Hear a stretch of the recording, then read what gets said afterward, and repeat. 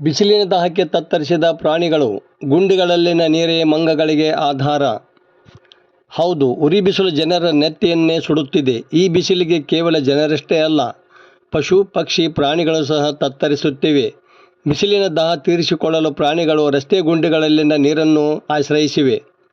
ಲಕ್ಷ್ಮೇಶ್ವರ ತಾಲೂಕಿನ ಹುಲ್ಲೂರು ಗ್ರಾಮದ ರಸ್ತೆಯಲ್ಲಿನ ಸಣ್ಣ ಸಣ್ಣ ಗುಂಡಿಗಳಲ್ಲಿ ಜನ ಬಳಕೆ ಮಾಡಿದ ನೀರನ್ನೇ ಮಂಗಗಳು ಕುಡಿದು ದಾಹವನ್ನು ಇಂಗಿಸಿಕೊಳ್ಳುತ್ತಿರುವ ದೃಶ್ಯಗಳು ಗುರುವಾರ ಕಂಡುಬಂದವು.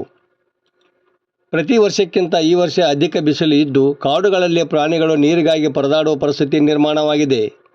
ವಿಪರೀತ ಬಿಸಿಲಿಗೆ ಗ್ರಾಮೀಣ ಪ್ರದೇಶಗಳಲ್ಲಿ ಕೆರೆಕಟ್ಟೆಗಳಲ್ಲಿ ನೀರು ಒಣಗಿ ಅವುಗಳ ಒಡಲು ಬಣಗುಡುತ್ತಿವೆ.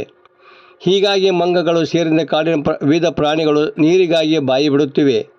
ಅರಣ್ಯ ಇಲಾಖೆಯ ಅಧಿಕಾರಿಗಳು ಅರಣ್ಯ ಪ್ರದೇಶಗಳಲ್ಲಿ ಪ್ರಾಣಿಗಳಿಗೆ ಕುಡಿಯುವ ನೀರಿನ ವ್ಯವಸ್ಥೆ ಮಾಡಬೇಕಾದ ಅನಿವಾರ್ಯತೆ ನಿರ್ಮಾಣವಾಗಿದೆ.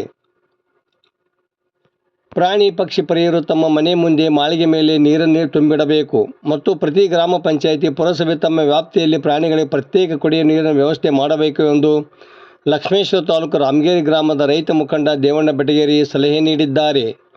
ವರದಿ ನಾಗರಾಜ್ ಅಣಿಗೆ, ಪ್ರಜಾಧ್ವನಿ, ಲಕ್ಷ್ಮೇಶ್ವರ.